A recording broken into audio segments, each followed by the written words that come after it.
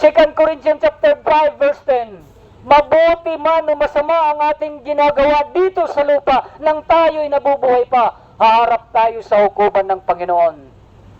Kaya mga kababayan, ipinapangaral ang salita ng Diyos upang ang lahat na binanggit ko kanina ng mga labag sa kaulooban ng Diyos, kamakailan lang, ngayong buwan lang, this Valentine Day, ipinahintulot ng Pilipinas na ang lalaki ay pwedeng mag-asawa sa lalaki at ang babae ay pwedeng mag-asawa sa kapwa niya babae. Sinabi kanina ni Apostol Pablo, mga kababayan, 1 Corinthians chapter 6 verse 9, hindi ba ninyo alam na mga makasalanan ay walang bahagi sa karya ng Diyos? Ang mga nakikipagtalik sa kapwa lalaki at sa kapwa babae ay walang bahagi sa kaharian ng Diyos. Hindi masama kung ikaw ay sinilang na tumboy. Hindi masama kung isilang ka na bakla.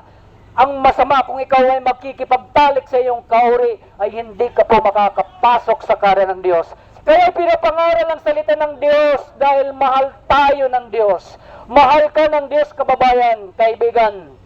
Nais niya ang iyong mga kaluluwa ay huwag mapahamak. Huwag mapunta sa dagat-dagatang apoy.